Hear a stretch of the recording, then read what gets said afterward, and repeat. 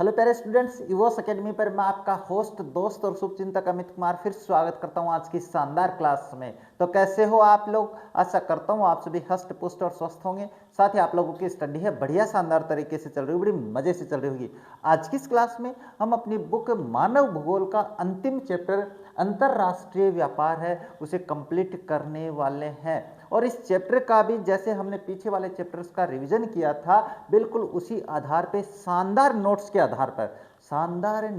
आधार पर इस चैप्टर का रिवीजन करने वाले हैं और ऐसे नोट्स बनाए हैं जिससे आपको ये चैप्टर है बिल्कुल कंप्लीट याद होने वाला है। तो आज की जो क्लास है वो आप लोगों के लिए बहुत ही महत्वपूर्ण होने वाली है। तो आपको एक छोटा सा काम करना है, आज की इस क्लास को कंप्लीट बिना स्किप किए हुए देखना है। मैं गारंटी लेता हूं इस चैप्टर से आप आने वाले किसी भी क्वेश्चन को गलत नहीं करने वाले हो। तो आज की इस क्लास को शुरू करें इससे पहले आप लोगों से एक बात कहना चाहेंगे, अगर आप हमारे चैनल पे आए हो, हमारे वीडियोस देख रहे हो, वीडियोस पसंद आ रहे हैं, हमारे चैनल को सब्सक्राइब कीजिए, वीडियो को लाइक कीजिए, शेयर कीजिए, साथ ही बेल आइकन को भी ऑन रखिए ताकि मेरे वीडियोस के नोटिफिकेशन सबसे पहले आप लोगों के पास पहुंचे। अब ज्यादा समय नहीं लेते, शुरू करते हैं आज की क्लास में क्या पढ़ने वाले हैं, कौन सा चैप्टर पढ़ने वाले हैं? अंतरराष्ट्रीय व्यापार पढ़ने वाले हैं। तो इस टॉपिक में अपने पास इस नोट्स में क्या क्या पढ़ने वाले हैं, तो जो हम पढ़ने वाले हैं सबसे पहले हम इसका परिचय पढ़ेंगे, यानी अपने अंतरराष्ट्रीय व्यापार के बारे में थोड़ी सी बातें करेंगे, चर्चा करेंगे।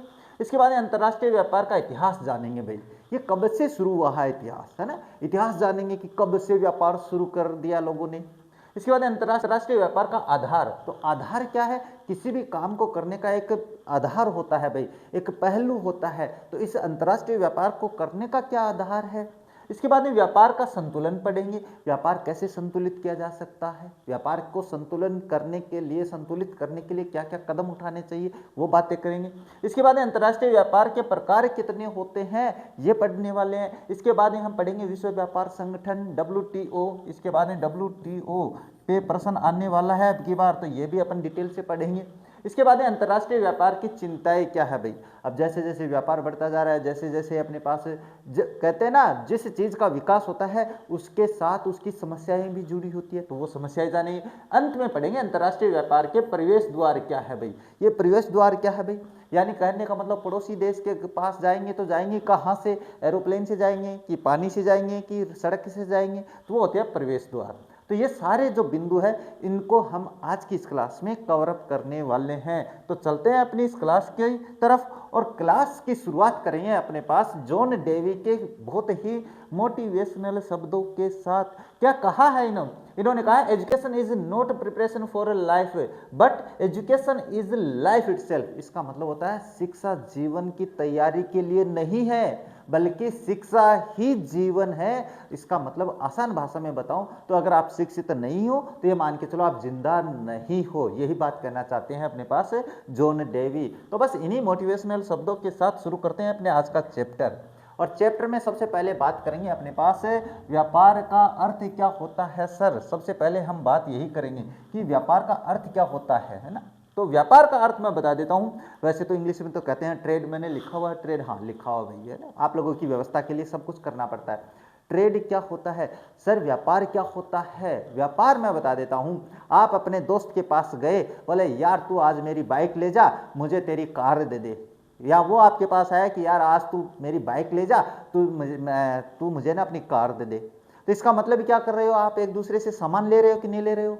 बस ये सामान का आदान प्रदान ही क्या होता है? व्यापार होता है। एक से सामान लिया, दूसरे का अपने को उसको दिया कुछ, है ना। तो अब पहले तो ऐसे ही होता था, पहले हम पुराने जमाने में चलेंगे तो क्या होती थी, जो वस्तुएं होती थी वही आपके पास व्यापार का माध्यम होती थी। एक के पास अपने पास क्या है? बकरी है भाई, एक के पास क्या है? बकरी है। दूसरे के पास गाय है, अब वो गाय को नहीं संभाल पा रहा है तो फिर क्या करेगा? वो इसके पास जाएगा, भाई तू मुझे बकरी दे दे, मैं तुझे गाय दे देता हूँ। बस बकरी की कीमत कम है तो ये अपने पास 2 बकरी दे देता, ये ही गाय दे देता, तो हो गया व्यापार।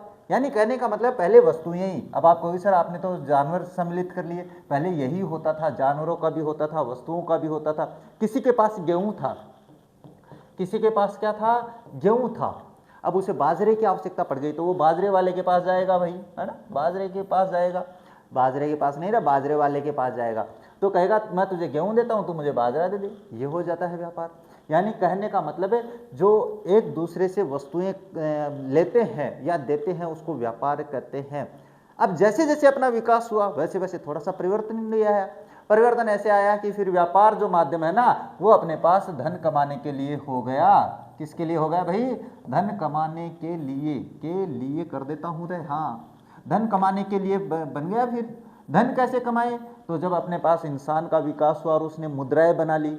मुद्राएं पहले पत्थर की भी चलती थी, है ना, पुराने ज़माने की बात कर रहा हूँ, फिर धातु की बनने लगी थी।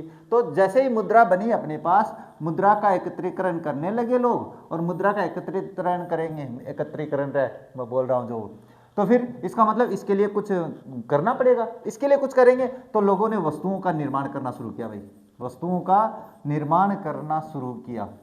अब किसी ने तो कुछ कपड़े बनाने शुरू कर दिए, है ना, किसी ने कपड़े बनाने शुरू कर दिए, किसी ने अपने पास शूज वगैरह यानी जूते वगैरह, जूते वगैरह बनाने शुरू कर दिए, किसी ने अनाज उगाना शुरू कर दिया, किसी ने कुछ करना शुरू कर दिया।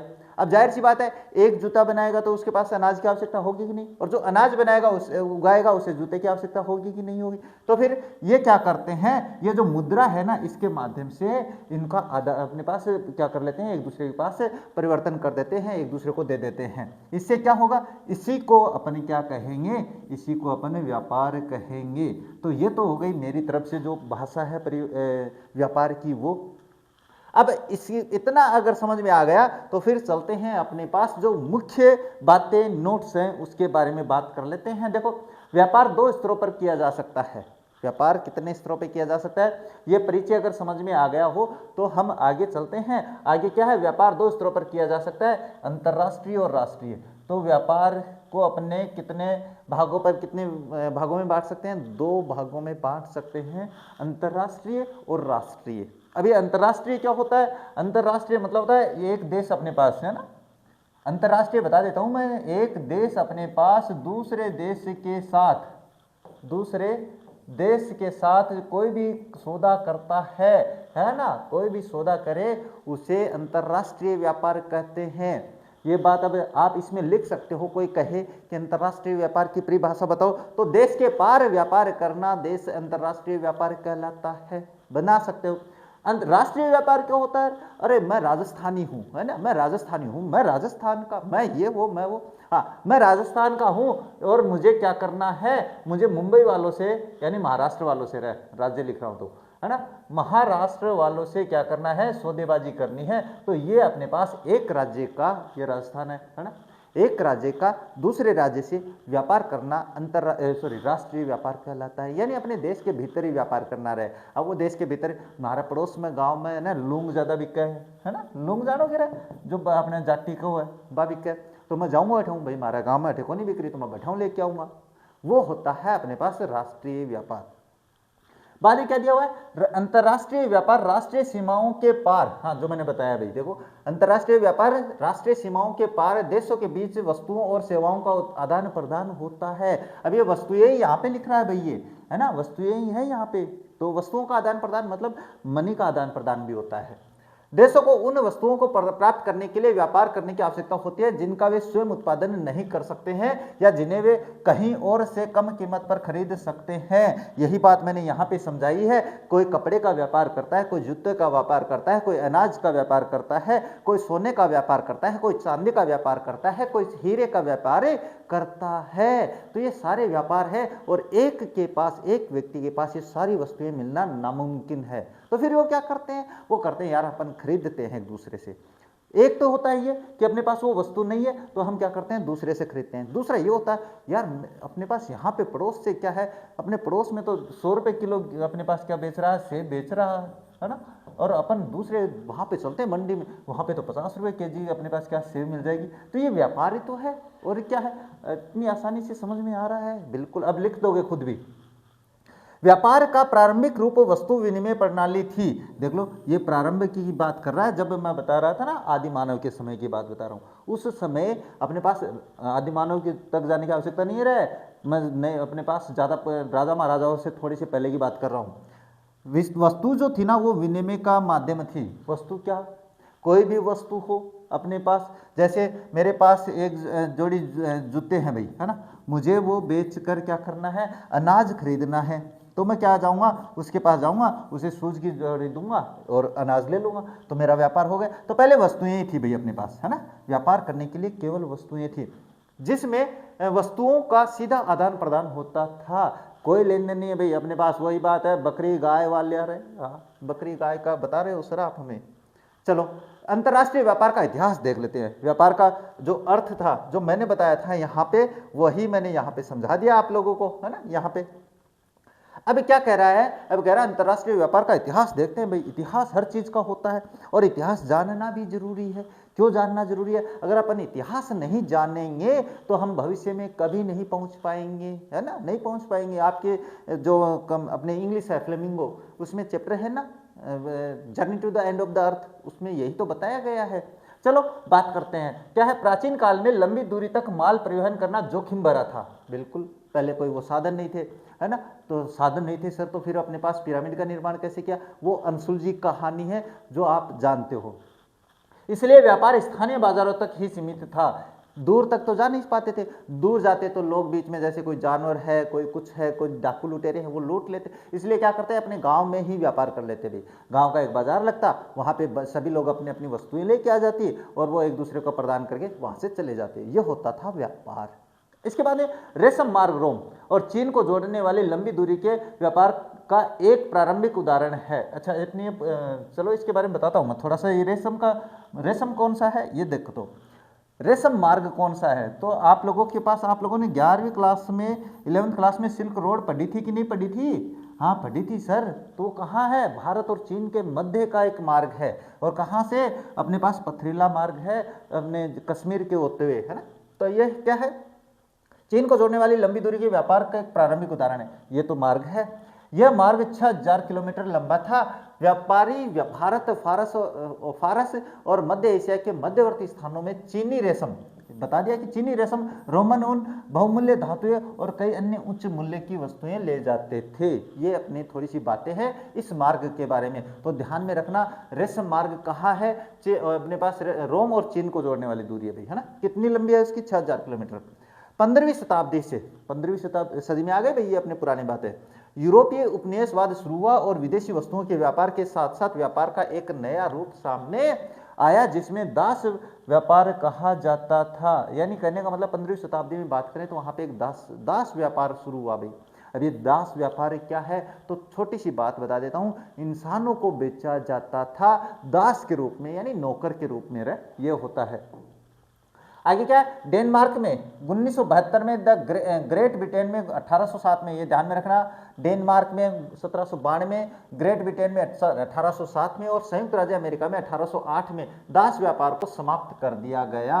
ये दास व्यापार ध्यान से समझ लेना, इंसानों के व्यापार पे रोक लगा दी। कहा, डेनमार्क ने सबसे पहले, उसके बाद ब्रिटेन में, उसके बाद संयुक्त राज्य अमेरिका में। ये सन सामने दी हुई है भाई। औद्योगिक क्रांति के बाद, औद्योगिक क्रांति अपने पास यूरोप में शुरू हुई थी पहले, तो वहां पे औद्योगिक क्रांति के बाद अनाज, मांस, ऊन जैसे कच्चे माल की मांग में वृद्धि हुई। औद्योगिक देशों ने प्राथमिक उत्पादों को कच्चे माल के रूप में आयात किया और मूल्यवर्धित तैयार उत्पादों को गैर औद्योगिक देशों को निर्यात किया। यानी कहने का मतलब है, जब अपन बात करते हैं औद्योगिक क्रांति की, तो ब्रिटेन ने क्या किया भाई, ब्रिटेन में सबसे पहले हुई थी। तो उन्होंने क्या किया भाई, जो प्राथमिक क्षेत्र के अपने पास संसाधन है, प्राथमिक क्रियाओं में मैंने पढ़ाया है, गतिविधियों में जो अपने पास सीधे प्रकृति से मिलते हैं, जैसे अपने पास अनाज है, मांस है, ऊन है, ये सारे अपने पास वो खरीदना शुरू करते हैं और उसको बढ़िया बनाकर मशीनों के माध्यम से उससे वापस दूसरे देशों में बेच देते थे। तो कमाई होती है कि नहीं होती है, बिल्कुल वैसे ही होता है। प्रथम और द्वितीय विश्व युद्ध के दौरान देशों में पहली बार व्यापार कर और मात्रात्मक प्रतिबंध लगाए गए। हाँ, प्रथम विश्व युद्ध हुआ, द्वितीय विश्व युद्ध हुआ, फिर लोग ना, देश समझदार हो गए, लोग देशों के, उन्होंने क्या किया, बोले भाई तुम मेरे देश में आकर सामान बेचेगा तो कर लगाएंगे भाई, तेरे पे टैक्स लगेगा। तो फिर जब एक ने लगाया तो दूसरा बोले तू भी आएगा तो मैं भी लगाऊंगा टैक्स। हाँ, बोले तू करे तो मैं भी करूँ, मैं करूँ तो तू भी कर। ये व्यवस्था शुरू हो गई। पहले युद्धोत्तर काल में, युद्धोत्तर काल का मतलब होता है युद्ध के बाद के काल में, टैरिफ और व्यापार पर सामान्य समझौता, जो बाद में विश्व व्यापार संगठन बन गया, जो ऐसे संगठनों ने टैरिफ कम करने में मदद की। अब लोगों ने टैक्स लगाना तो शुरू कर दिया, लोग अपनी मर्जी से लगाने लगे, तो फिर WTO बना गई, है ना। ये पहले तो क्या व्यापार पर सामान्य समझौता होता था, जिसको बाद में क्या बना दिया गया, WTO बना दिया गया था। और WTO ने क्या किया भाई, वर्ल्ड ट्रेड ऑर्गेनाइजेशन होता है, इसने क्या किया भाई, टैक्स इतना नहीं लगाओगे तो बस ये हो जाता है। इसके बाद में अंतर्राष्ट्रीय व्यापार का अस्तित्व क्यों है, आवश्यकता या अस्तित्व एक ही बात है ना। अस्तित्व क्यों है, इसका मुख्य कारण क्या है, हर चीज का कारण होता है। अब अगर अंतर्राष्ट्रीय व्यापार नहीं हो तो क्या होगा, तो ये होगा कि मान के चलो चीन से हम कोई चीज चीन आयात करते हैं और वो यहाँ भारत में नहीं होती है, तो फिर हमें कहाँ से मिलेगी, नहीं मिल पाएगी फिर तो यही बात है। देखो, अंतर्राष्ट्रीय व्यापार वस्तुओं और सेवाओं के तुलनात्मक लाभ, पूरकता और हस्तांतरणीयता के सिद्धांत पर आधारित है और सिद्धांत रूप में व्यापारिक साझेदारों के लिए पारस्परिक रूप से लाभकारी होना चाहिए, इसीलिए आवश्यक है। सिवाय आधुनिक समय में व्यापार विश्व के आर्थिक संगठन का आधार है और राष्ट्रों की विदेश नीति से संबंधित है। विदेश नीति भी इसी पे आधारित होती है, अंतर्राष्ट्रीय व्यापार पर। अब इसके बारे में बात करें तो क्या आता है अंतर्राष्ट्रीय व्यापार का आधार। आधार यानी कहाँ टिका है ये, आधार होता है ना। अरे कर्ण, जब आप त्रिभुज पढ़ते हो, आप नहीं पढ़ते हो, तो ये जो आधार है ना, इसी पे तो टिका हुआ है। अरे आपने एक घर बनाया है, तो घर कहाँ बनाया है, ये जो नींव है ना, ये जो नींव है, ये तो आधार है आप लोगों का। तो बस यही यहाँ पे समझाएंगे, चलो देखते हैं। देखो, विभिन्न भूगर्भीय संरचना, भूभाग, मिट्टी और जलवायु के कारण देशों के राष्ट्रीय संसाधनों में अंतर है, बिल्कुल है। कैसे है, अपने तो भारत में बहुत ज़्यादा विविधता पाई जाती है। राजस्थान में तो अपने पास रेगिस्तान है, और अपने पास दक्षिण की तरफ चले तो वहाँ पे तो बहुत पानी है, तो फिर संसाधनों में भी चेंजेस होंगे कि नहीं होंगे। अपने पास दक्षिण की तरफ देखें तो कोयला ज़्यादा निकलता है, भारत के उत्तरी हिस्से में निकलता नहीं है, तो ये भी अलग संसाधन है। तो देखो, सबसे पहले बात करें कैसे अलग है भाई। देखो, भूवैज्ञानिक संरचना, भूवैज्ञानिक यानी भूवैज्ञानिक संरचना का मतलब था भूमि की संरचना जिसपे कहते हैं। देखो, यह खनिज संसाधन आधार को निर्धारित करती है भाई। क्या भूवैज्ञानिक संरचना किसको निर्धारित करती है, अपने पास खनिज संसाधन आधार को निर्धारित करती है कि यहाँ पे ये खनिज है, वहाँ पे ये खनिज है, यहाँ पे ये खनिज है, वो होता है। और स्थलाकृति अंतर विभिन्न प्रकार की फसलों और पाले जाने वाले पशुओं को सुनिश्चित करता है। स्थलाकृति का मतलब क्या होता है, स्थल की आकृति, अपनी भूमि की आकृति। मैं कहूँ अपने पास कश्मीर की बात करें ना, कश्मीर की बात करें तो वहाँ पे कौन से जानवर पाले जाएंगे। मैं बात करूँ अपने पास राजस्थान की, तो राजस्थान में कौन से जानवर पाले जाएंगे। मैं बात करूँ अपने पास है महाराष्ट्र की, तो महाराष्ट्र में कौन से जानवर पाले जाएंगे। मैं बात करूँ केरल की, तो केरल में कौन से जानवर पाले जाएंगे। ये होता है कि नहीं। तो यही बात होता था स्थलाकृति, क्योंकि कश्मीर की अलग तरीके की पथरीली है, राजस्थान की रेगिस्तानी है। अपने पास महाराष्ट्र की बात करें तो बिल्कुल कच्छारी मिट्टी भी है, वहाँ पे पथरीला भी है, वहाँ पे मिक्स में। केरल की तरफ चले तो पथरीला है। तो ऐसे बात आती है भाई, ये समझ में आया। तो चलो आगे बात करते हैं। आगे खनिज संसाधन, खनिज संसाधन की बात करें तो देखो असमान रूप से वितरित है, बिल्कुल बता दिया मैंने। अपना जो राजस्थान है वो तो खनिजों का अजायब घर कहलाता है, क्योंकि यहाँ पे तो बहुत प्रकार के खनिज निकलते हैं, कहीं पर खनिज निकलता ही नहीं है। तो ये बात है भाई। तो क्या है कि वितरित है और औद्योगिक विकास का आधार प्रदान करते हैं। अगर खनिज नहीं हो तो जाहिर सी बात है अपने पास की औद्योगिक विकास बिल्कुल नहीं होगा भाई। अगर लोहा नहीं निकलता, लोहे की खोज नहीं होती, तो फिर अपना जो मशीनें वगैरह बनती है कहाँ से बनती। तो ये औद्योगिक विकास का आधार होता है खनिज संसाधन। जलवायु की बात करें, बहुत जरूरी है जलवायु। तो यह किसी क्षेत्र की वनस्पति और जीव जंतुओं के प्रकार को लाभ प्रभावित करती है और इस प्रकार प्राथमिक उत्पादों को प्रभावित करती है। सीधी सी बात है, जलवायु जो होती है वो हमारे लिए हर चीज को प्रभावित करती है। सबसे पहले हमारी जो प्राथमिक गतिविधियां पढ़ी है कि नहीं पढ़ी, देखी कि नहीं देखी, देख लेना वो चैप्टर। हाँ, उसको बहुत प्रभावित करती है। तो ये आता है अपने पास विभिन्न भूगर्भीय संरचनाओं में, है ना। देखो यहाँ पे इसके बाद में आता है जनसंख्या कारक। जनसंख्या भी बहुत प्रभावित करती है। कैसे, देखो विभिन्न देशों में लोगों की संख्या, वितरण और विविधता व्यापार की जाने वाली वस्तुओं के प्रकार और मात्रा को प्रभावित करती है, बिल्कुल करेगी। अरे कहने का मतलब है अपने एक राज्य की तो जनसंख्या केवल 10 लाख है और एक राज्य की जनसंख्या 20 करोड़ है, तो फिर अपने पास प्रभावित करेगी कि नहीं करेगी, बिल्कुल करेगी। कैसे करेगी, अगर यहाँ पे कोई वस्तु है जिसका काम ही नहीं है तो फिर ये लोग खरीदेंगे कि नहीं खरीदेंगे, बिल्कुल खरीदना है। तो जाहिर सी बात है जनसंख्या बहुत प्रभावित करती है, हर चीज़ को प्रभावित करती है। इसके बाद सांस्कृतिक कारक भी होते हैं भाई। सांस्कृतिक कारक कैसे प्रभावित करते हैं मैं बता देता हूँ। अपनी साउथ अफ्रीका पढ़ते हैं कि नहीं पढ़ते? बिल्कुल पढ़ते हैं सर, आपने पढ़ाया था। हाँ तो पढ़ाया था तो देखा कि नहीं देखा। ये जो साउथ अफ्रीका का ये जो क्षेत्र है ना, ये जो क्षेत्र है, यहाँ पे अपने पास जनजाति पाई जाती है, जनजाति पाई जाती है। तो लोग क्या करते हैं, लोग उनकी जनजाति की जो व्यवस्था है, सांस्कृतिक जो रख रखाव है, यानी सांस्कृतिक जो वो जिस तरीके से रहते हैं, यानी उनकी क्या संस्कृति है, उसको देखने के लिए जाते भी नहीं जाते। तो व्यापारी प्रभावित करती है, वो भी कैसे प्रभावित करेगी अभी दिखा देते हैं, बता देते हैं। कुछ संस्कृतियों में कला और शिल्प के विशिष्ट रूप विकसित होते हैं जिन्हें विश्व भर में महत्व दिया जाता है। बिल्कुल ऐसे नहीं समझ में आता तो अपने राजस्थान में है ब्लू पोट्री, नाम सुना होगा। ब्लू पोट्री है जो विश्व भर में प्रसिद्ध है भाई। लोग यहाँ की इस संस्कृति को अपने पास ले जाते हैं। ब्लू पोट्री होती है नीले कलर के, जो मिट्टी के बर्तन बनते हैं उसमें ब्लू पोट्री करके उसको पका करके मिट्टी के बर्तनों को उसमें ब्लू रंग से वो बनाया जाता है। इसकी मैं अलग से विशेषता बताऊंगा, आप चिंता मत करना। तो ये जो है ना अपनी संस्कृति, ये तो राजस्थानी संस्कृति है कि नहीं है? ये अपनी संस्कृति है, ये अपनी संस्कृति है, लेकिन अभी कहाँ जा रही है? ये विश्व में फैल रही है। तो ये होती है सांस्कृतिक प्रभावित डालना। संस्कृति प्रभावित कर रही है कि नहीं कर रही है? हाँ कर रही है सर, आप समझा दिए। जनसंख्या का आकार, ये तो आ गया जनसंख्या कारक। अभी हाँ आकार की बात करें तो घनी आबादी वाले देशों में आंतरिक व्यापार की मात्रा अधिक होती है, लेकिन बाह्य व्यापार कम होता है क्योंकि अधिकांश कृषि और औद्योगिक उत्पादन स्थानीय बाजारों में ही उपभोग हो जाता है। सीधी सी बात है, हम भारतीय बहुत है संख्या में, बस विश्व में नंबर 1 चल रहे हैं। अब यहाँ पे अपने पास क्या होता है कि मैंने ये मान के चलो 50 लाख टन है ना, 50 लाख टन गेहूं उत्पादित हुआ, ये मान के चलो।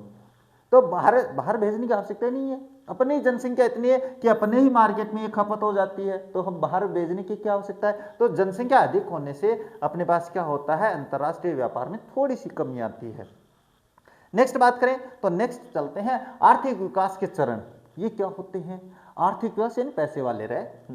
विकास के प्रत्येक चरण में व्यापार की जाने वाली वस्तुओं के प्रकार बदलते हैं। विकासशील देशों में कृषि उत्पादों का विनिर्मित वस्तुओं के साथ आदान प्रदान होता है और विकसित देशों में इनका विपरीत होता है। यानी कहने का मतलब विकासशील देश में अपने पास क्या होती है कि कृषि उत्पादों का विनिर्मित वस्तुओं के साथ, यानी मैं कृषि उत्पादों की बात करें तो अपने पास जैसे किसान ने गेहूं उगाया, फिर वो क्या करते हैं उसको अपने पास जैसे किसी कंपनी को बेचते हैं तो वो आटा बनाकर बेचता है कि नहीं बेचता? बिल्कुल वैसे ही है ये।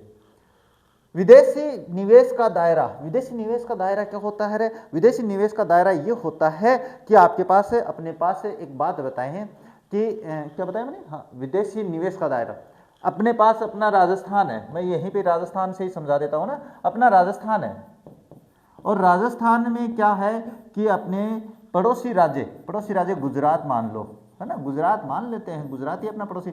इसने क्या किया राजस्थान में ना 20,000 करोड़ का अपने पास क्या कर दिया, निवेश कर दिया। तो 20,000 करोड़ का निवेश ये कर रहा है तो फायदा किसको होगा? गुजरात को होगा। अब सरकार क्या चाहेगी राजस्थान की? अरे गुजराती हमारा फायदा कैसे ले हुए, है ना, ये कहेगा कोई नहीं कहेगा? बिल्कुल कहेगा, अरे गुजरात वाले फायदा उठा रहे हैं, हम नहीं करने देंगे। तो ये निवेश की अपने पास क्या है, सीमाएं निर्धारित करते हैं कि भाई तू हमारे देश में इतने, मतलब मैं राज्य का उदाहरण दे रहा हूँ, देशों की बात कर रहा हूँ कि तू हमारे देश में इतना कर सकता है, तो वो है भाई निवेश का दायरा। देखो विदेशी निवेश विकासशील देशों में व्यापार को बढ़ावा दे सकता है जिसमें खनन, तेल शोधन, भारी इंजीनियरिंग, लकड़ी उद्योग और बागवानी कृषि के विकास के लिए आवश्यक पूंजी की कमी होती है। विकासशील देशों में इस प्रकार के पूंजी प्रधान उद्योगों को विकसित करके औद्योगिक राष्ट्र खाद्य पदार्थों और खनिजों का आयात सुनिश्चित करते हैं और अपने तैयार उत्पादों के लिए बाजार बनाते हैं। बिल्कुल एक विकासशील देश का सबसे बड़ा नुकसान ये होता है कि वहाँ पे सारे लोग, ये मान के चलो अभी अपने पास वो एक साउथ अफ्रीका का देश है, उसका नाम भूल गया मैं, पिछले दिनों सोने के लिए युद्ध चल रहा था। तो सोने के लिए जो वहाँ पे सोना बहुत है ना, गोल्ड बहुत है वहाँ पे, यानी गोल्ड लिख देता हूँ, नहीं तो आप सोओगे गुरुजी सोने के लिए कह रहे हो, सो जाओ। सोना नहीं है, गोल्ड वहाँ पे बहुत है। तो जो लोग हैं ना वहाँ पे, है ना, अरब कंट्रीज के लोग हैं, अपने पास अन्य जो देश के लोग हैं, वो वहाँ पे क्या चाहते हैं, वो वहाँ पे अपनी खाने लगाना चाहते हैं। तो वो वहाँ पे लोगों को खड़ा करेंगे, विद्रोह करेंगे। तो वहाँ पे देखो आदमी अपने ही देश का आपस में दुश्मन हुए कि नहीं। तो फिर वो ये मान के चलो ब्रिटेन की बात कर लेते हैं। ब्रिटेन ने वहाँ पे अपने पास खान लगा ली, है ना, उस देश का नाम भूल गया मैं, क्या नाम था, है ना। आप देख बताएंगे भाई उसका, है ना। ब्रिटेन का अब वहाँ पे ऐसा हो गया, अब ये वहाँ पे रहेगा तो जाहिर सी बात है इसी की संपत्ति बढ़ेगी, वहाँ पे अपने पास साधन मिलेंगे लोगों को, लेकिन वो गुलाम हो जाएंगे। यही बात मैं बता रहा हूँ कि विकासशील देशों में क्या होता है, लोग जो दूसरे विकसित देश होते हैं वो अपना प्रभाव जमाना चाहते हैं, प्रभुत्व रखना चाहते हैं। यही कारण होता है वो वहाँ पे अपना विकास करते हैं, औद्योगिक निर्माण औद्योगिक जो अपने पास फैक्ट्रियाँ वगैरह होती हैं वो लगाते हैं। परिवहन की बात करें तो बिल्कुल अपने पास इसे प्रभावित करता है।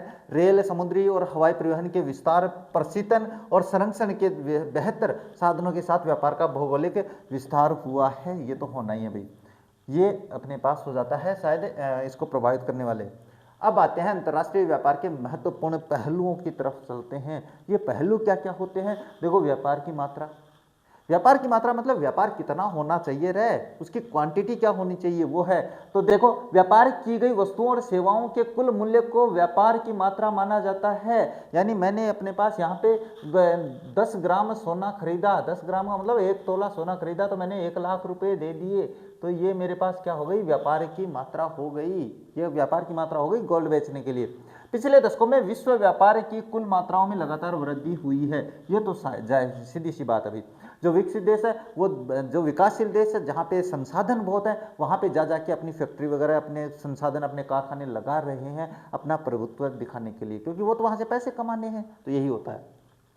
व्यापार की संरचना मतलब कैसा स्ट्रक्चर होना चाहिए, व्यापार कैसा होना चाहिए। देखो पिछली शताब्दी के दौरान देशों द्वारा आयात और निर्यात की जाने वाली वस्तुओं और सेवाओं की प्रकृति में परिवर्तन आया है। बिल्कुल सीधी सी बात है, कोई दो राय नहीं है। मैं बात कर लेता हूँ 1991 में जो अपनी विदेश नीति बनी थी, अपनी विदेश नीति, और यहाँ 2026 की बात करूँ मैं, तो यहाँ और इसके बीच में बहुत अंतर आया है, बहुत अंतर आया, बहुत ज़्यादा। तो यही बता रहे हैं पिछले दशकों से ज़्यादा अपने पास बदलाव हुए हैं। पिछली शताब्दी के आरंभ में प्राथमिक उत्पादों का व्यापार प्रमुख था। अब ये प्राथमिक उत्पाद कौन से हैं, मैंने अपनी प्राथमिक गतिविधियों में बताया आप लोगों को। क्या बताया था कि जो अपने पास कृषि है, पशुपालन है, मछली पालन है, ये सारे प्राथमिक उत्पादों में आते हैं। तो पिछली शताब्दी में आपके पास इन्हीं का व्यापार प्रमुख था। इसके बाद में निर्मित वस्तुओं को प्रमुखता मिली और वर्तमान में हालांकि विनिर्माण क्षेत्र में वैश्विक व्यापार के बड़े हिस्से पर हावी है। सेवा क्षेत्र जिसमें यात्रा हो सकती है, व्यापार परिवहन हो सकता है, अन्य वाणिज्यिक सेवाएं शामिल है, में भी ऊपर की ओर रुझान दिखाई दे रहा है। यानी कहने का मतलब द्वितीय गतिविधियों में भी अपने पास रुझान आ रहे हैं, लोग इसमें भी विकास कर रहे हैं। अब देखो बात करते हैं नेक्स्ट आता है व्यापार की दिशा।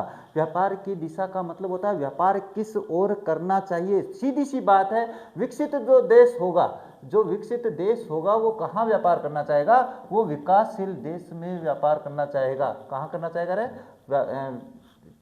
किसमें, विकासशील देश में, जहाँ पे संसाधन ज़्यादा है तो वो गति होती है, दिशा होती है। देखो ऐतिहासिक रूप से वर्तमान में विकासशील देश मूल्यवान वस्तुओं और कलाकृतियों का अधिकतर निर्यात करते थे जो यूरोपीय देशों को निर्यात की जाती थी। सीधी सी बात मैंने बता दिया भाई, विकसित देश क्या करते हैं, वो विकासशील देशों पे जहाँ पे संसाधन बहुत है उनकी तरफ बढ़ते हैं, वहाँ से अपना व्यापार करते हैं और उससे कमाई करते हैं, उससे धन की प्राप्ति करते हैं। 19वीं शताब्दी के दौरान व्यापार की दिशा में उलटफेर हुआ। 19वीं सदी में हुआ है भाई, बहुत हुआ है, आप सभी जानते हो, मैंने बता दिया अभी। 20वीं शताब्दी के उत्तरार्ध में, यानी 20वीं सदी के उत्तरार्ध में ही चल रहे हैं, अपने 21वीं सदी की बात कर रहा हूँ, अपन 21वीं सदी में। उत्तरार्ध का मतलब होता है 1999 के आसपास की बात बता रहा हूँ। उत्तरार्ध में विश्व व्यापार के स्वरूप में एक बड़ा बदलाव आया है। यूरोप ने अपने उपनिवेश खो दिए हैं, जबकि भारत, चीन और अन्य विकासशील देशों ने विकसित देशों के साथ प्रतिस्पर्धा करना शुरू कर दिया है। अपना भारत कहीं से किसी से कम नहीं है। विश्व इसकी विदेश नीति में बहुत परिवर्तन हो गया है 1991 के बाद में। तो ये हो जाता है व्यापार की दिशा। व्यापार का संतुलन कैसे बनाए रखना है, व्यापार को संतुलित कैसे बनाए, तो ये भी समझना जरूरी है। तो देखो व्यापार संतुलन किसी देश द्वारा अन्य देशों में से आयात निर्यात की गई वस्तुओं और सेवाओं की मात्रा को दर्ज करता है, बिल्कुल दर्ज करता है। ये मान के चलो हम भारत के लोग हैं और अपने पास जो पड़ोसी देश है वो चीन है, क्योंकि पाकिस्तान से तो कुछ खरीद नहीं सकते, है नहीं उसके पास, क्या खरीदेंगे, चीन के पास चलते हैं। तो चीन अपने भारत देश से बहुत व्यापार करता है। तो ये क्या कह रहा है, बिंदु कह रहा है कि अपने बीच में यहाँ पे चीन से बहुत ज़्यादा अगर अपन आयात करेंगे तो भी नुकसान है, और बहुत ज़्यादा निर्यात कर देंगे तो भी ज़्यादा नहीं, अपने पास परेशानी है। आयात करने से क्या होगा? आयात करने से ये होगा कि फिर हम भारत के लोग उस चीज़ का निर्माण नहीं कर पाएंगे, और निर्यात कर देंगे तो फिर अपने देश के लिए नहीं बचेगी। तो ये होती है, अपने पास संतुलन बनाए रखना जरूरी होता है। यदि किसी देश में आयात का मूल्य उसके निर्यात के मूल्य से अधिक है, ध्यान से समझ लेना ये बात क्या है कि किसी देश के आयात का मूल्य मतलब कोई वस्तु अपन ने खरीदी है ना, कोई वस्तु अपन खरीद रहे हैं, क्या कर रहे हैं भाई, खरीद रहे हैं, और उसके बाद में उसके निर्यात मूल्य से अधिक है, और वो वस्तु अपन अगर बेच रहे हैं उससे कम है, उससे निर्यात के मूल्य से अधिक है, तो उस देश का व्यापार संतुलन ऋणात्मक या प्रतिकूल होता है। ध्यान से समझ लेना भाई, यानी कहने का मतलब जो वस्तु खरीद रहे हैं उसकी जो मूल्य है वो निर्यात कर रहे वस्तु से अधिक है, तो फिर अपने पास समस्या है भाई, क्योंकि अपन सस्ते में तो बेच रहे हैं और महंगे में खरीद रहे हैं, तो ये तो ऋणात्मक हो गई ना। तो कोई पूछे संतुलन का ऋणात्मक पहलू क्या होता है, तो ये परिभाषा दे देनी है। यदि निर्यात का मूल्य आयात के मूल्य से अधिक है, निर्यात का मूल्य क्या, यानी जो निर्यात कर रहे हैं अपन उसका मूल्य अपन आयात कर रहे हैं उससे अधिक है, तो जाहिर सी बात अपन कम में खरीदे हैं, अधिक में बेच रहे हैं, तो उस देश का व्यापार संतुलन धनात्मक या अनुकूल होता है। ये दोनों परिभाषा याद कर लेना, 2 नंबर का पूछ सकता है। इसके बाद ऋणात्मक शेष राशि अंततः इसके वित्तीय भंडार की समाप्ति का कारण बनेगी। आपके पास सीधी सी बात है, हम क्या कर रहे हैं, महंगी चीज खरीद रहे हैं, सस्ती बेच रहे हैं, महंगी खरीद रहे हैं, सस्ती बेच रहे हैं, तो अंत में क्या होगा, अपना जो खजाना है ना वो खाली हो जाएगा, और अगर अपना खजाना खाली हो गया तो फिर हम किसी न किसी के गुलाम बन जाएंगे। अंतर्राष्ट्रीय व्यापार के प्रकार की बात कर लेते हैं। अंतर्राष्ट्रीय व्यापार कितने प्रकार का होता है? 2 प्रकार का होता है। देखो, द्विपक्षीय व्यापार, 2 देशों द्वारा एक दूसरे के साथ किया जाने वाला व्यापार होता है। 2 प्रकार कौन से होते हैं? एक तो होता है द्विपक्षीय और एक होता है बहुपक्षीय। बहुपक्षीय कौन से होता है सर? तो मैं बता देता हूँ, एक ट्रायंगल में बता देता हूँ। ये पाकिस्तान, ये अपने पास चलो यहाँ पे क्या बनाऊँ, ट्रायंगल में एक समझा देते हैं, नहीं तो समझ में नहीं आएगा। ये अपना भारत है, ये चीन है और ये पाकिस्तान है। जाहिर सी बात है, अपने पास ये तीनों मिलकर अगर एक कोई वस्तु का अपने पास क्या करें, व्यापार कर रहे हैं इस मार्केट में, तो ये बहुपक्षीय हो गया। लेकिन अगर मैं भारत और चीन की ही बात करूं, भारत और चीन के बारे में ही बात करें, तो ये अपने पास चीन इसको दे रहा है, भारत इसको दे रहा है, तो फिर ये द्विपक्षीय हो गया। तो बस यही बात अपने पास व्यापार, अंतर्राष्ट्रीय व्यापार के प्रकार होते हैं। इसके बाद है मुक्त व्यापार के पक्ष में तर्क। ये खुला व्यापार क्या होता है? मुक्त व्यापार का मतलब ओपन ट्रेड। क्या होता है भाई? ये ओपन ट्रेड होता है। क्या होता है ओपन ट्रेड? खुला बाजार, खुला व्यापार क्या होता है भाई? खुला व्यापार, इसके बारे में बात करते हैं। देखो, अर्थव्यवस्थाओं को व्यापार के लिए खोलने की प्रक्रिया को मुक्त व्यापार या व्यापार उदारीकरण के रूप में जाना जाता है। यानी कहने का मतलब, अगर मैं अपने देश में किसी दूसरे देश को आने नहीं दूंगा, तो इसका मतलब मैं तो बिल्कुल अपने पास क्या हो गया, अपने देश को संकुचित कर रहा हूं, तो ये तो समस्या हो जाएगी। इसीलिए कहते हैं अर्थव्यवस्थाओं को खोलना जरूरी होता है दूसरे देशों के लिए। यह व्यापार बाधाओं जैसे कि शुल्क को कम करके किया जाता है भाई। कैसे करेंगे? ये मान के चलो, अगर मैं कोई अपने पास कार कंपनी है और वो क्या करना चाहती है, वो भारत में अपनी कंपनी लगाना चाहती है। क्या लगाना चाहती है? कंपनी। लेकिन भारत सरकार कह रही है कि अगर तुम्हें यहाँ पे लगानी है तो 100% आपको टैक्स देना पड़ेगा। 100% टैक्स का मतलब होगा, अगर एक कार आपके पास 20 लाख की है, तो अगर उसे भारत में बेचोगे तो आपको 40 लाख रुपए में बेचनी पड़ेगी। ये होता है 100% टैक्स। तो अगर ये टैक्स अधिक लगाएंगे तो दूसरे देश के लोग हैं वो अपने देश में नहीं करेंगे तो फिर अपना देश संकुचित रह जाएगा। तो उदारीकरण जरूरी है। व्यापार उदारीकरण से हर जगह से आने वाली वस्तुओं और सेवाओं को घरेलू उत्पादों और सेवाओं के साथ प्रतिस्पर्धा करने की अनुमति भी मिलती है। सीधी सी बात है, कोई ज़्यादा टफ नहीं है भाई। किसी वस्तु को 2 देशों में अलग अलग कीमतों पर बेचने की प्रथा जिसका कारण लागत से संबंधित नहीं है, डंपिंग कहलाती है। डंपिंग किसे कहते हैं, ये परिभाषा याद कर लेना। ये आपके पास ऑब्जेक्टिव टाइप में जो रिक्त स्थान वाले होते हैं उसमें पूछ सकता है भाई। देशों को डंप किए गए सामानों के बारे में सतर्क रहने की जरूरत है, क्योंकि सस्ते दामों पर मिलने वाले डंप किए गए सामान घरेलू उत्पादों को नुकसान पहुंचा सकते हैं। इसका एक बढ़िया सा एग्जाम्पल मैं बता देता हूं।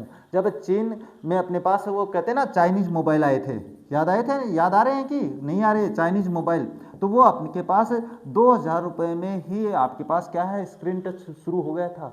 जब 2000 रुपये में स्क्रीन टच शुरू हो रहा है तो भारतीय जो कंपनी नोकिया वगैरह है उनके मोबाइल कौन खरीदेगा? क्योंकि मोबाइल जो नोकिया का मोबाइल था जो कीपैड वाला था उसकी कीमत ही 2000 से अधिक थी, तो फिर इससे नुकसान होता है भाई, है ना, ये थोड़ी सी समस्या हो जाती है। इसके बाद में है विश्व व्यापार संगठन, बढ़िया बिंदु है, 4 अंक का पूछ सकता है WTO के बारे में, यानी कुल तो क्या है देखो, वर्ल्ड ट्रेड ऑर्गेनाइजेशन देखो 1948 में दुनिया को उच्च सीमा शुल्क और विभिन्न अन्य प्रकार के प्रतिबंधों से मुक्त करने के लिए कुछ देशों द्वारा टैरिफ और व्यापार के लिए सामान्य समझौता हुआ था, GATT का लगभग का गठन किया गया था। यानी कहने का मतलब है कि पहले जब मैंने थोड़ी देर पहले बताया था कि विश्व युद्ध प्रथम यानी प्रथम विश्व युद्ध और द्वितीय विश्व युद्ध के बाद में क्या हुआ कि जो देश थे एक दूसरे के पास, जैसे भारत देश की उदाहरण दे देता हूं, तो इसने कहा कि अगर हमारे देश में व्यापार करना है तो हमें इतना टैक्स देना पड़ेगा, तो भारी टैक्स लगाना शुरू कर दिए। अब भारी टैक्स लगा दिए तो इससे एक समस्या आ गई कि एक देश दूसरे देश में जाना ही नहीं चाहता था। तब अपने पास WTO ने कदम उठाया आगे और इसने कहा कि नहीं, आप टैरिफ कम लगाओगे, टैरिफ का मतलब टैक्स की बात ही मान लो रहा है कि आप उस पर टैरिफ कम लगाओ, जिससे क्या है वो वहां पे कंपनी स्थापित कर सके। इसके बाद 1994 में सदस्य देशों द्वारा यानी WTO के सदस्यों द्वारा राष्ट्रों के बीच मुक्त और निष्पक्ष व्यापार को बढ़ावा देने की देखरेख के लिए एक स्थायी संस्था स्थापित करने का निर्णय लिया और 1 जनवरी 1995 को GATT को विश्व व्यापार संगठन में बदल दिया। याद रख लेना भाई, विश्व व्यापार संगठन WTO के कार्य क्या है, देखो ये भी पूछ सकता है, ये ध्यान में रख लेना, पूरी डिटेल है। यह राष्ट्रों के बीच व्यापार के वैश्विक नियमों में से संबंधित है, यानी नियम बनाता है भाई, एक देश का दूसरे देश के साथ व्यापार होता है उसके, यह वैश्विक व्यापार प्रणालियों के लिए नियम निर्धारित करता है, नियम भी बनाता है, ये विवादों का समाधान करता है, यह इसमें दूरसंचार, बैंकिंग और बौद्धिक संपदा अधिकार जैसी सेवाएं भी शामिल है। तो ये इसके साथ हो जाता है। इसके आगे देखें तो आलोचना क्या है WTO की, WTO की मुख्य समस्या क्या है, देखो मुक्त व्यापार अमीर और गरीब देशों के बीच की खाई को चौड़ा कर रहा है। इसका मतलब मैंने थोड़ी देर पहले ही समझा दिया है, एक विकासशील देश में अगर विकसित देश अपनी कंपनी लगाएगा तो उस विकासशील देश का नुकसान ज़्यादा है, क्योंकि वो वहाँ से अपने लोगों को रखेगा, वहाँ पे अपने उसकी संपदा को यूज करके अपना विकास करेगा। विश्व व्यापार संगठन WTO के प्रभावशाली राष्ट्र अपने हितों पर ध्यान केंद्रित करते हैं। अब WTO में अगर अपने पास अमेरिका है तो वो अपना ज़्यादा फायदा देखेगा, तो वो अपने तरीके से नियम बनाएगा, तो उसके जो स्थायी सदस्य हैं वो यही करते हैं भाई। कई विकसित देशों ने विकासशील देशों के उत्पादों के लिए अपने बाजार नहीं खोले हैं। विकसित देश वाले जो होते हैं वो क्या करते हैं, विकासशील देश को नहीं, आप नहीं आ सकते हमारे बीच में। तो फिर अरे कहने का मतलब 5 अमीर दोस्त हैं अपने पास, 5 अमीर दोस्त हैं और एक गरीब दोस्त है, ये अगर इसको नहीं बुलाएंगे तो फिर ये अपना विकास कहाँ से करेगा, बिल्कुल नहीं कर पाएगा। और अगर ये 500 दोस्त मिलकर इसको रखेंगे तो ये भी अमीर दिखेगा कि नहीं दिखेगा, तो वही अपने पास नियम लागू हो जाता है देशों के लिए। इसके बाद स्वास्थ्य, श्रमिकों के अधिकार, बाल श्रम और पर्यावरण से जुड़े मुद्दों को नजरअंदाज किया जाता है। WTO की सबसे बड़ी समस्या है ये। अब बात करते हैं आगे, देखो विश्व व्यापार संगठन का मुख्यालय जिनेवा स्विट्जरलैंड में स्थित है। ये आ सकता है भाई जो आधे अंक का है। दिसंबर 2016 तक WTO के 164 देश सदस्य थे। कब तक, दिसंबर 2016 तक की बात है भाई। भारतीय विश्व व्यापार संगठन के संस्थापक सदस्यों में से एक रहा है। ये हो जाता है अपने पास इसकी आलोचना और इसके कुछ महत्वपूर्ण बिंदु। इसके बाद में क्षेत्रीय व्यापार गुट क्या होता है, यानी अपने पास रीजनल जो ट्रेड है उसका समूह बात करें ग्रुप की, तो वो क्या है, देखो क्षेत्रीय व्यापार गुटों का गठन है भौगोलिक निकटता, व्यापारिक वस्तुओं में समानता और पूरकता वाले देशों के बीच व्यापार को प्रोत्साहित करने और विकासशील देशों के व्यापार पर लगे प्रतिबंधों को कम करने के लिए किया गया है। एक सीधी सी बात बता देता हूं, जो धरातलीय रूप से जुड़े हुए हैं, अगर मैं बात करूं अपने पास पाकिस्तान की, अफगानिस्तान की, चीन की और अपने पास बांग्लादेश की, और मैं बात करूं अपने पास अपने नीचे की तरफ श्रीलंका चलो अपने पास थोड़ा छोटा अपने पास समुद्र आ जाता है, बाकी सारे धरातलीय रूप से जुड़े हैं। तो ये धरातलीय रूप से जुड़े हैं तो इनके बीच में व्यापार होना भी आसान है। तो यही बात यहाँ पे बता रहा है अभी। इसके बाद आज 120 क्षेत्रीय व्यापार समूह विश्व व्यापार का 52% उत्पादन करते हैं। यानी कहने का मतलब ये जो क्षेत्रीय व्यापार समूह है, क्या रीजनल ट्रेड RTG की बात कर रहा हूं मैं, तो ये अपने पास 52% उत्पन्न करते हैं भाई। भारत साफ्टा मतलब दक्षिणी एशियाई मुक्त व्यापार समझौता का सदस्य है, ये ध्यान में रख लेना भाई। इसके बाद में बात करें अंतर्राष्ट्रीय व्यापार से संबंधित चिंताएं क्या हैं भाई। चिंता ये है जो मैंने आप लोगों को शुरू से बता रहा हूं, विकसित विकासशील है वो विकासशील रहे जा रहा है, विकसित होते जा रहे हैं। देखो, अंतर्राष्ट्रीय व्यापार राष्ट्रों के लिए हानिकारक साबित हो सकता है यदि यह अन्य देशों पर निर्भरता, विकास के असमान स्तर, शोषण और वाणिज्यिक प्रतिद्वंद्विता को जन्म देता है, जिससे युद्ध होते हैं। सीधी सी बात है, मैंने अभी बताया है, साउथ अफ्रीका का वो देश जहाँ पे सोना निकला है, वहाँ के लोगों में क्या हो गया है, विद्रोह हो गया है। जैसे जैसे देश व्यापार करने के लिए प्रतिस्पर्धा करते हैं, उत्पादन, प्राकृतिक संसाधनों का उपयोग तेजी से बढ़ता है और संसाधन उनकी भरपाई की गति से कहीं अधिक तेजी से समाप्त हो जाते हैं। इसके बाद यदि संगठन केवल लाभ कमाने पर ही केंद्रित हो, अगर अपने पास क्या हो, संगठन केवल लाभ कमाने पर केंद्रित और पर्यावरण और स्वास्थ्य से संबंधित चिंताओं का समाधान न किया जाए तो भविष्य में इसके गंभीर परिणाम हो सकते हैं। अगर पर्यावरण का ध्यान नहीं रखेंगे तो ये मान के चलो हम अपने भविष्य में आने वाली पीढ़ियों को नर्क की ओर धकेल रहे हैं। ये सबसे बड़ा बिंदु होता है पर्यावरण। इसके बाद अंतर्राष्ट्रीय व्यापार के प्रवेश द्वार क्या होते हैं सर, रास्ता क्या होता है पड़ोसी के घर जाने का, तो कहीं ना कोई अपने पास रास्ता होगा तो ही तो जा पाएंगे, अगर रास्ता ही नहीं होगा तो कहाँ जा पाएंगे। अरे अपने पड़ोसी में अपने पास अपने खेत खरीद लिया और यहाँ पे भी खेत खरीद लिया, अब उसने कहा मैं मेरे खेत से नहीं जाने दूंगा, तो फिर समस्या हो गई ना। तो फिर कहोगे यार मैंने ना एक पगडंडी दे दे, तो पगडंडी से होते होते अपन अपने खेत में चले जाएंगे। तो ऐसे ही मार्ग अपने देशों के लिए भी है। तो देशों के लिए मार्ग की बात करें तो क्या है, सबसे पहले आता है बंदरगाह है। बंदर क्या क्या होता है, समुद्र के किनारे हवाई जहाजों को रोकने, हवाई जहाज नहीं रहे, मैं भी गलत बोल गया, क्या अपने पास पानी के जो जहाज है उनको रोकने के लिए, उनको वहाँ पे सामान ढोने के लिए, व्यवस्थित करने के लिए होता है। देखो, बंदरगाह माल ढुलाई, लोडिंग, अनलोडिंग और भंडारण की सुविधाएं प्रदान करता है। बिल्कुल सीधी बात है, सही बात है। माल ढुलाई के आधार पर बंदरगाहों के प्रकार की बात करते हैं भाई।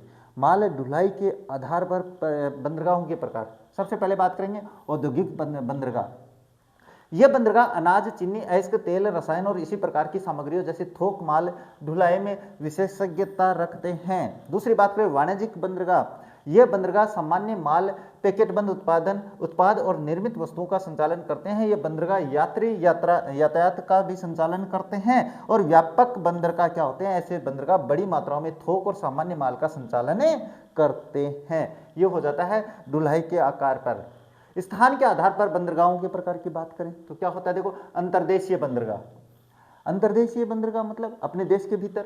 ये बंदरगाह समुद्र तट से दूर स्थित होते हैं। ये नदी नहर के माध्यम से समुद्र से जुड़े होते हैं। ऐसे बंदरगाहों का सपाट तल वाले जहाज या बजरा ये नहीं है भाई, यहाँ पे अपने पास ये क्या है, ये नहीं है। और क्या है, सपाट तल वाले जहाज ही पहुंच सकते हैं। उदाहरण के लिए मैनचेस्टर एक नहर से जुड़ा हुआ है, ये होता है बंदरगाह। इसके बाद बाह्य बंदरगाह की बात करें, यह मुख्य बंदरगाहों से दूर बने गहरे पानी के बंदरगाह होते हैं। ये उन जहाजों को अपने यहाँ आने की अनुमति देते हैं जो अपने बड़े आकार के कारण मुख्य बंदरगाहों तक नहीं पहुंच पाते हैं। उदाहरण के लिए ग्रीस में एथेंस है, उसका बाह्य बंदरगाह अपने पास क्या है, पीरियस है। ये हो जाता है अपने पास अंतर्देशीय और बाह्य बंदरगाह। इसके बाद बात करें तो विशिष्ट कार्यों के आधार पर बंदरगाहों के प्रकार। विशिष्ट कार्य कौन से होते हैं, तो विशिष्ट कार्यों में तेल बंदरगाह की बात करते हैं। सबसे पहले क्या होता है, यह बंदरगाह तेल के प्रसंस्करण और परिवहन का काम करते हैं। इनमें से कुछ टैंकर बंदरगाह है और कुछ रिफाइनरी बंदरगाह है। वेनेजुएला में स्थित माराकाइबो इसका एक उदाहरण है। यह हो जाता है तेल बंदरगाह। दूसरा आता है बंदरगाह, ये ईंधन बंदरगाह। भाई क्या है ये ईंधन बंदरगाह है। ईंधन बंदरगाह वे बंदरगाह जो मूल रूप से मुख्य समुद्री मार्गों पर पड़ाव बिंदु थे, जहां जहाज ईंधन भरने, पानी लेने और खाद्य सामग्री लेने के लिए लंगर डालते थे। बाद में वे विकसित होकर वाणिज्यिक बंदरगाह एडेन, होनोलुलु और सिंगापुर इसके उदाहरण हैं। भाई यह हो जाता है आपके पास विशिष्ट कार्यों के आधार पर बंदरगाहों के प्रकार।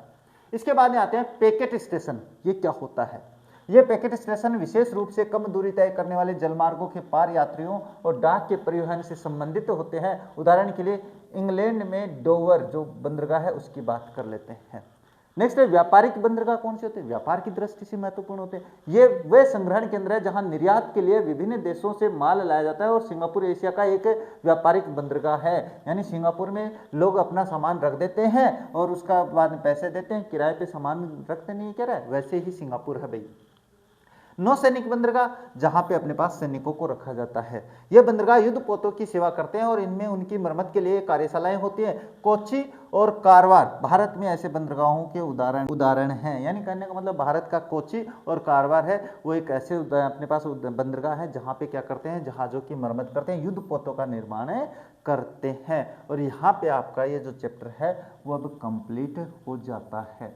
कंप्लीट होने का मतलब है हमने वो सारे नोट्स पढ़ लिए हैं जिनके आधार पे आपसे क्वेश्चन पूछे जा सकते हैं आपके एग्जाम 2026 के लिए। तो मुझे लगता है आज की ये क्लास आप लोगों के लिए बहुत ही शानदार साबित होगी। अगर आप लोगों ने ये क्लास यहाँ तक कंप्लीट देख ली है, मैं गारंटी लेता हूँ इस चैप्टर में से आने वाले क्वेश्चंस को आप गलत नहीं करने वाले हो। तो आज की क्लास को बस यहीं पे कंप्लीट कर देते हैं और मिलते हैं आप लोगों से अपनी नेक्स्ट क्लास में। तब तक देखते रहे हमारा चैनल। जय हिंद, जय भारत।